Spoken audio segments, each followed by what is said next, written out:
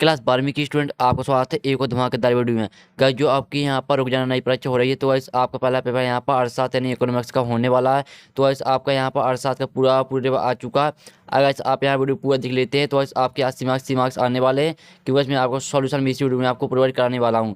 Guys आप लोगों से कमेंट आ रहे थे कि अर्थशास्त्र का पेपर अपलोड करा दो, तो इसमें आपका यहाँ पर अर्थशास्त्र का पूरा यहाँ पर रिवर लेके आ चुका हूँ। अब गाइस आपको वीडियो पूरा देखना है। अगर आप यहाँ वीडियो पूरा देख लेते हैं तो आप अर्थशास्त्र के पेपर में अच्छे अंकों से पास हो जाएंगे। तो वैसे हम यहाँ टाइम वेस्ट नहीं करते हैं, आपका कल पेपर होने वाला है तो आपके पास ज़्यादा टाइम बचा नहीं है। तो वैसे आप यहाँ पर देते हैं हाई स्कूल परीक्षा जून 2022।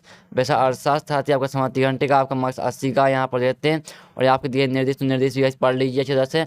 तो गाइस यहाँ हम टाइम वेस्ट नहीं करते हैं, आपका पूरा पेपर देख लेते हैं। तो गाइस हम यहाँ पेज पलटाते हैं, आपके पहले यहाँ पर आते हैं, सही विकल्प आते हैं आपके पहले। तो गाइस मैंने बता दिया था, मैं आपको यहाँ पर सॉल्यूशन भी आपको इसी वीडियो में आपको प्रोवाइड कराऊंगा। तो इस पूरा आपके यहाँ पर पेपर आ चुका रियल। तो पहला आता है आपका व्यष्टि अर्थशास्त्र के अंतर्गत निम्न में से किसका अध्ययन किया था। तो इसका आपका करेक्ट आंसर यहाँ पर द हो जाएगा, व्यक्तिगत इकाई। तो ऐसा आपको यहाँ पर ध्यान से सुनना और यहाँ पर देखना, जिससे आपको पूरी जितनी भी ऑब्जेक्ट हैं आपको यहीं पर याद हो जाए, क्योंकि इस अभी ज़्यादा टाइम बचा नहीं है, इसलिए मैं आपको कह रहा हूँ। फिर आपका आता है उपयोगिता का संबंध होता है। तो वैसे आपका इससे करेक्ट आंसर यहाँ पर होने वाला दामा इनमें से सभी। फिर वैसे आपका आता है यहाँ पर तीसरा आता है जब सीमांत उपयोगिता ऋणात्मक होती है तब कुल उपयोगिता घटने लगती है। ये आपका इसका बामा करेक्ट आंसर हो जाएगा।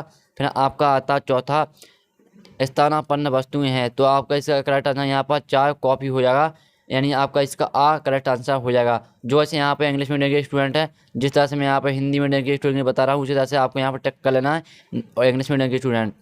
तो गाइस चलिए आप हम यहाँ पर आपके देख लेते हैं। 5वां आपका आता है परिवर्तनशील अनुपातों का नियम संबंधित है, आपका इसका हो जाना अल्पकाल से। फिर आपका 6वां आता है अल्पकालीन उत्पादन फलन की व्याख्या निम्न लिखित में से किस नियम द्वारा की जाती है। तो इसका आपका करेक्ट आंसर यहाँ पर आबासा दिए हैं, तो आपका इसका करेक्ट आंसर दा हो जाएगा, परिवर्तनशील अनुपातों का नियम। फिर गाइस चलिए आपके यहाँ पर हम देख लेते हैं रेगिस्तान। तो पूरी गाइस हम यहाँ पर रेगिस्तान आपके कंप्लीट कर लेते हैं।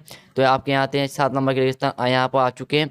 तो पहला आता है अवधि में स्थिर लागत नहीं होती है। तो दीर्घ लंबी अवधि में स्थिर लागत नहीं होती है। फिर आपको आता है उत्पादन की प्रति इकाई लागत को औसत लागत कहते हैं।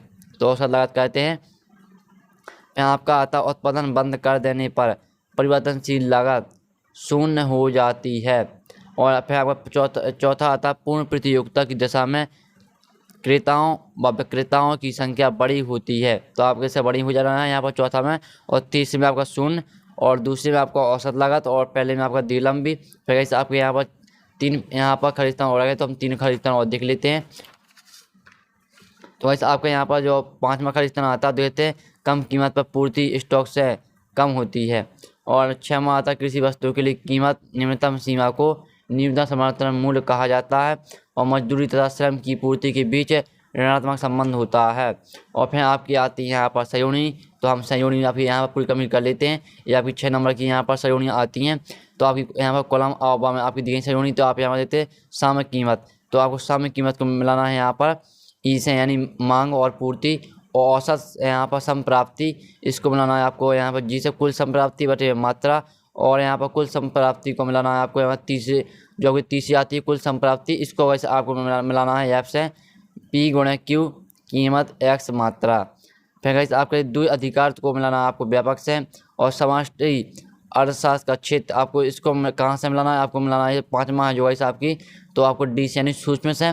और मैक्रो को मिलाना है आपको 2 विक्रेताओं। तो इसमें आपके यहाँ पर संयोजन करा दी है। अब वैसे मैं आपके लिए बड़ी मदद से वीडियो लेके आया था। जैसे आप लोग बहुत सारे कमेंट आ रहे थे कि यार पेपर पूरा करा दो अर्थशास्त्र का। तो यार आपके लिए चैनल को सब्सक्राइब करता बनता ही है। तो चैनल को अभी आप जल्दी से सब्सक्राइब कर दीजिए और साथ ही वीडियो को लाइक कर देना। गैस मैं बड़ी मदद से आपके लिए पेपर लेके आया हूँ। तो यार वीडियो को लाइक और चैनल को सब्सक्राइब करना तो बनता ही है। तो यार चैनल को सब्सक्राइब कर लीजिए। इसमें आपके यहाँ पर करनी पड़ेगी, इसमें आपके लिए पेपर लेके आया हूँ। तो गाइस चलिए हम आपका आगे ही पेपर देख लेते हैं। गाइस आपके यहाँ पर देते हैं आपके आते हैं एक सदवाक्य में उत्तर आते हैं। तो आप देते हैं जीडीपी का पूर्ण रूप लिखिए। तो इसका आपका यहाँ पर हो जाएगा ग्रॉस डोमेस्टिक प्रोडक्ट, यानी सकल घरेलू उत्पाद। इसका आपका जितना गाइस मैंने यहाँ पर लिख दिया, आपका यही करेक्ट आंसर है पहले का। ये आपके 7 नंबर के यहाँ पर एक सदवाक्य उत्तर दिए गए हैं। फिर आपके यहाँ पर आते देते हैं। फिर दूसरा आता है यहाँ पर जीएनपी का पूर्ण रूप लिखिए। तो इसका आपको हो जाएगा यहाँ पर ग्रॉस नेशनल प्रोडक्ट, यानी सकल राष्ट्रीय उत्पाद। फिर आपका आता है एसबीआई का यहाँ पर पूर्ण रूप लिखिए। तो आपका इसका करेक्ट आंसर हो जाएगा स्टेट बैंक ऑफ इंडिया। फिर आपका आता है आरबीआई का पूर्ण रूप लिखिए। तो आपका इसका होगा भारतीय रिजर्व बैंक। फिर सीमांत उपयोग सीमांत उपयोग प्रवृत्ति क्या है, तो इसका आप हो जाएगा उपयोग में वृद्धि को सीमांत उपयोग प्रवृत्ति कहते हैं। और सीमांत बचत प्रवृत्ति क्या है, आय में परिवर्तन के कारण बचत में परिवर्तन के अनुपात को सीमांत बचत प्रवृत्ति कहते हैं। और किन्स के अनुसार अर्थव्यवस्था में आय तथा रोजगार का संतुलन कहाँ स्थापित होगा, तो आपको लिख देना है यहाँ पर जहाँ पर सामूहिक मांग तथा सामूहिक पूर्ति बराबर हो वहाँ पर रोजगार का संतुलन कहाँ वहाँ पर स्थापित होगा। फिर आपके आते हैं सत्य असत्य आते हैं, तो ये भी हम पूरी यहाँ पर कर लेते हैं। तो आपका पहला आता है विकासशील राष्ट्रों के लिए घाटे का बजट सबसे उपयुक्त होता है, ये आपका सत्य तो यहाँ पर हो जाएगा। फिर दूसरा सरकारी बजट क्या होती है, 5 वर्ष होती है, आपका सत्य हो जाएगा। और भारत का वित्तीय वर्ष 01 अप्रैल से 31 मार्च है, ये आपका सत्य है। और चौथा आता है भुगतान शेष के अंतर्गत केवल दृश्य मंदे सम्मिलित होती हैं, ये आपका सत्य होने वाला है।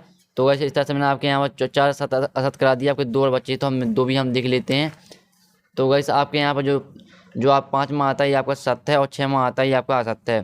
फिर ऐसे आपके आते हैं क्वेश्चन, तो वैसे हम यहाँ पर पूरे क्वेश्चन देख लेते हैं, फिर हम सॉल्यूशन में देखेंगे। आप यहाँ कोई टेंशन मत लीजिए, ये वीडियो वैसे मैंने आपके लिए इसलिए बनाया जिससे आपके अच्छे मार्क्स यहाँ अर्थशास्त्र के पेपर में और आपको यहाँ पर कोई दिक्कत नहीं आए। 6वां आता है व्यष्टि अर्थशास्त्र से क्या अभिप्राय है, आपका 2 अंक का। अथवा आता है बाजार अर्थव्यवस्था किसे कहते हैं। फिर आपका 7वां क्वेश्चन आता उपयोगिता का अर्थ लिखिए। अथवा आता यहाँ पर उपभोक्ता का बजट किसे कहते हैं, आपको 2 अंक का यहाँ पर चल रहे हैं। तो इसमें आपको सॉल्यूशन भी प्रोवाइड कराऊंगा, आप टेंशन मत लीजिए। आप यहाँ पर देखते जाइए पूरे आप ज़्यादा टाइम बचा नहीं। 8वां आता पूर्ण प्रतियोगिता का अर्थ लिखिए। अथवा आता अर्थशास्त्र में बाजार किसे कहते हैं। और 9वां आता बाजार मूल्य से क्या तात्पर्य। अथवा आता समान मूल्य क्या है।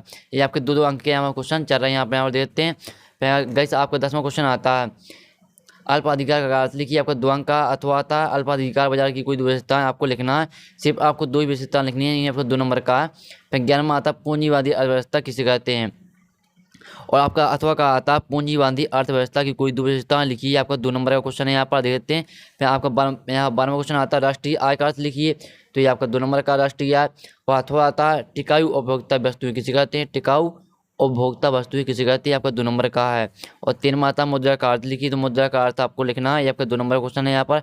और बैंक किसे कहते हैं, ये आपका अथवा का 13वें का अथवा का जो आपको ऊपर क्वेश्चन है और साथ ही जो आपका नीचे क्वेश्चन में आपको दोनों का सोल्यूशन आपको यहाँ पर प्रोवाइड करा दूंगा। और सरकारी बजट किसे कहते हैं, अथवा आता और आपका यहाँ पर सरकारी बजट की 2 उद्देश्य लिखिए, आपका 2 नंबर का क्वेश्चन है।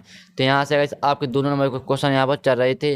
अब चलिए हम यहाँ पर देख लेते हैं आपके अभी भी कैसे आपके 2 नंबर क्वेश्चन यहाँ पर रह गया। एक जो आपका 15वां क्वेश्चन है 2 नंबर का व्यापार संतुलन किसे कहते हैं, आपका अथवा आता भुगतान संतुलन का अर्थ लिखिए, आपका 2 नंबर क्वेश्चन है। फिर गाइस आपके यहाँ पर जो 16वां क्वेश्चन है यहाँ से आपके 3 नंबर क्वेश्चन स्टार्ट होते हैं। तो 16वां क्वेश्चन आता है व्यष्टि अर्थशास्त्र की 3 विशेषताएं लिखिए, आपको 3 विशेषताएं लिखनी है। केंद्रीकृत योजनाबद्ध अर्थव्यवस्था की 3 विशेषताएं लिखिए, आपका 3 नंबर का। 17वां आता पूर्ति को प्रभावित करने वाले 3 तत्व लिखिए, आपका 3 नंबर का। अथवा आता पूर्ति का नियम लिखिए। 18वां आता मितव्यता के विरोधाभास की व्याख्या लिखिए, आपका 3 नंबर का है। और फिर अथवा आता है प्रत्याशित निवेश किसे कहते हैं, तो ये आपका अथवा का। 19वां आता सरकारी बजट की कोई 3 महत्व लिखिए, ये आपका 3 नंबर का। अथवा आता घाटे के बजट का अर्थ एवं प्रकार लिखिए। तो वैसे इस तरह से मैंने आपके यहाँ पर 18वां क्वेश्चन 19वां क्वेश्चन भी करा चुका हूँ। अब वैसे चलिए हम आपका यहाँ पर देख लेते हैं 20वां क्वेश्चन, जो वैसे आपका 4 नंबर क्वेश्चन है। तो 20वां क्वेश्चन यहाँ पर देख लेते हैं। अथवा आता मांग की लोच को प्रभावित करने वाले तत्वों को लिखिए। और जो आपका यहाँ पर आता है 21वां क्वेश्चन लागत बकरों की आकृति यू आकार की क्यों होती है, कारण बताइए।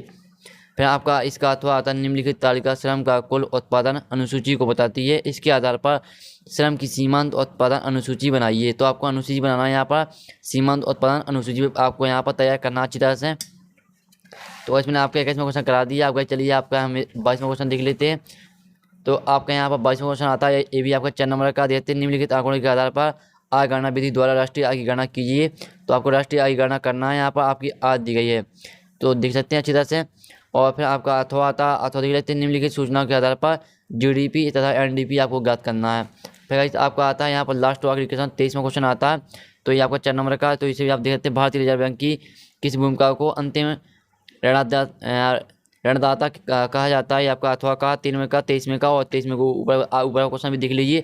तो गैस इस तरह से गैस मैंने आपको पूरा कंप्लीट करा दिया। गैस मैंने आपका यहाँ पर ऑब्जेक्ट का सोल्यूशन करा दिया था। आपके आते हैं क्वेश्चन, तो वैसे आपको इसका सोल्यूशन कहाँ से मिलेगा। गैस मैंने इसका सोल्यूशन आपको टेलीग्राम ग्रुप में डाल चुका हूँ। पीडीएफ सहित आपको गैस मैं यहाँ पर पीडीएफ सहित आपका सोल्यूशन मैंने डाल दिया टेलीग्राम ग्रुप में। आपको ऑब्जेक्ट से लेकर क्वेश्चन तक सभी सोल्यूशन मिल जाएगा आपको यहाँ पर PDF में। टेलीग्राम में दोस्तों यहाँ पर PDF डाला तो आप टेलीग्राम ग्रुप ज्वाइन कर लीजिए। तो टेलीग्राम की लिंक यहाँ पर डिस्क्रिप्शन दी रखी है, तो आप वहाँ से टेलीग्राम ग्रुप ज्वाइन कर सकते हैं। तो गाइस मैं आशा करता हूँ आपको वीडियो काफ़ी अच्छा वीडियो लाइक कर लेना। साथ ही यार वीडियो यहाँ पर चैनल को सब्सक्राइब जरूर कर देना। गाइस मैं बड़ी मेहनत से आपके लिए इस पेपर लाया था। गाइस अगर आपको यहाँ पर और सब्जेक्ट पेपर चाहिए तो मैं आपको और सब्जेक्ट पेपर भी आपको अपलोड करा दूंगा। तो यार चैनल को सब्सक्राइब जरूर कर लेना। तो हमने जब तक के लिए जय हिंद जय भारत।